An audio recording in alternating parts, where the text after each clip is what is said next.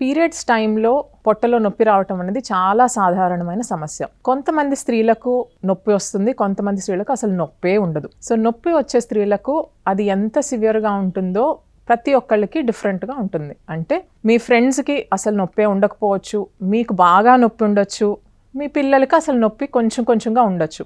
So నొప్పి అన్నది ప్రతి ఒక్కళ్ళకి డిఫరెంట్ పర్సెప్షన్. అంటే నొప్పి శాతము తట్టుకునే కెపాసిటీ ప్రతి ఒక్కళ్ళ బాడీకి డిఫరెంట్గా ఉంటుంది. సో నెలసరిలో నొప్పి రావటం అన్నది వెరీ కామన్. ముందు నుంచి నొప్పి ఉండి మీకు రెగ్యులర్గా ప్రతి నెల చిన్నప్పటి నుంచి మెన్సెస్ అయినప్పుడు మీకు నొప్పి రావటం అన్నది కామన్గా ఉంటే ఆ నొప్పి వచ్చిన 1 రోజో 2 రోజులు 3 రోజులు నొప్పి బిళ్ళలు వాడి నొప్పి తగ్గించుకోవటం అన్నది ఈజ్ నార్మల్. సో నొప్పి బిళ్ళలు వేసుకున్నా మీకు నొప్పి తగ్గకపోయినా, లేకపోతే ఇంతకుముందు ఎన్నడూ మీకు బహిష్టు సమయంలో నొప్పి లేకుండా కొత్తగా మీకు నొప్పి స్టార్ట్ అయినా, అంటే దీన్ని సెకండరీ డిస్మెనోరియా అంటాం. అంటే ఇంతకుముందు ఎప్పుడు మీకు నెలసరిలో నొప్పి లేకుండా సడన్గా మీకు 25 ఏళ్ళు వచ్చినాకో 30 ఏళ్ళు వచ్చినాకో కొత్తగా నొప్పి స్టార్ట్ అయితే అప్పుడు మీరు నొప్పి ఎందుకు వస్తుందని కంపల్సరీ గైనకాలజిస్ట్ దగ్గరికి వెళ్ళి దాని గురించి టెస్టులు చేయించుకోవడం అనేది చాలా ఇంపార్టెంట్. నార్మల్గా నొప్పి లేని వాళ్ళకి సడన్గా నొప్పి ఎందుకు వస్తుందంటే నెలసరిలో అలాంటి నొప్పి రావటానికి డిఫరెంట్ కారణాలు ఉంటాయి. గర్భసంచిలో గడ్డలు ఉండటం కానీ, విచ్ ఇస్ ఫైబ్రాయిడ్స్, ఆర్ గర్భసంచి లోపల ఉండాల్సిన పొర ఒకవేళ మజిల్ లేయర్లోకి వచ్చి దానివల్ల నొప్పి రావటం అంటే ఎడినోమయోసిస్, ఆర్ ఈ నెలసరిలో లోపల బయటికి రావాల్సిన బ్లీడింగ్ ఒకవేళ అప్పుడప్పుడు లోపలికి లీక్ అయ్యి దానివల్ల వచ్చే ప్రాబ్లం ఎండోమెట్రియోసిస్ అంటాం.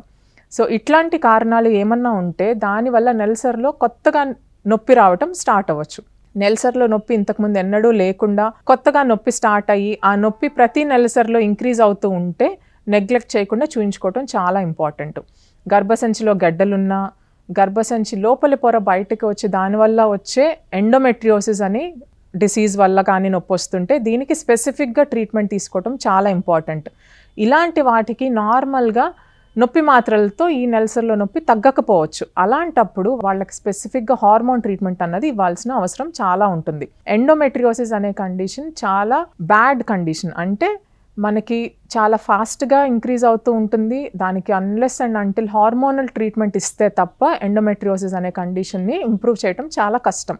కొంతమందికి ఎండోమెట్రియోసిస్ గడ్డలు కానీ సిస్టులు అంటే అవి ఓవరీలో సిస్టుల్ లాగా ఫామ్ అవుతాయి. అలా ఓవరీలో సిస్టులుగా ఫామ్ అయ్యి ప్రతి నెల మీకు నెలసరి అయినప్పుడు ఆ సిస్ట్ సైజు పెరుగుతూ పెరుగుతూ పెరుగుతూ సడన్గా రప్చర్ అయ్యి దానివల్ల ఎమర్జెన్సీ సిచ్యువేషన్ కూడా వచ్చే ఛాన్సెస్ ఉంటాయి.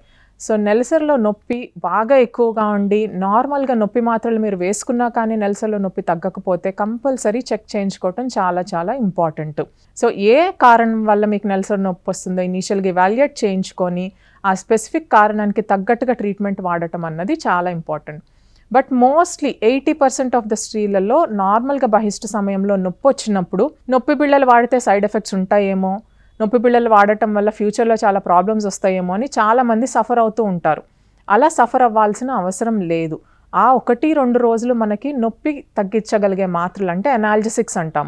నొప్పి తగ్గించే మాత్రలు వాడుకొని, ఎనాల్జెసిక్స్ అనేవి depending on the type of the ఎనాల్జెసిక్ రోజుకి 1 సారి కానీ 2 సార్లు కానీ 3 సార్లు కానీ మీకు నొప్పి తీవ్రతను బట్టి మీరు టాబ్లెట్ వేసుకోవచ్చు. రొటీన్గా ఈ రోజుల్లో అందరూ ఆల్ ద గర్ల్స్ ఆర్ స్త్రీలు ఆఫీస్కి వెళ్ళి వర్క్ చేసుకుంటూ ఉన్నారు. అలాంటప్పుడు ఈ నొప్పి వల్ల సఫర్ అయ్యి లీవ్ పెట్టుకోవాల్సి రావటం, ఇంట్లో కూర్చోవటం అన్నది అలాంటి ఇబ్బందులు పడాల్సిన అవసరం లేదు. నొప్పి మాత్రలు ఆ 1-2 రోజులు ఏదైతే బహిష్టు సమయంలో మీకు సివియర్గా పెయిన్ ఉన్న రోజుల్లో 2 రోజులు నొప్పి బిళ్ళలు వాడటం వల్ల ఎటువంటి సైడ్ ఎఫెక్ట్స్ ఉండవు. నొప్పి మాత్రలు తీసుకోండి, be pain free and be happy during your menses period and continue your day to day routine life. అలా కాకుండా నొప్పి మాత్రలు వేసుకున్నా కానీ నొప్పి తగ్గట్లేదు అంటే కంపల్సరీ ఇవాల్యుయేట్ చేయించుకొని కారణం ఏంటో తెలుసుకొని ఆ కారణానికి తగ్గట్టుగా ట్రీట్మెంట్ తీసుకోవాల్సిన అవసరం చాలా ఉంది.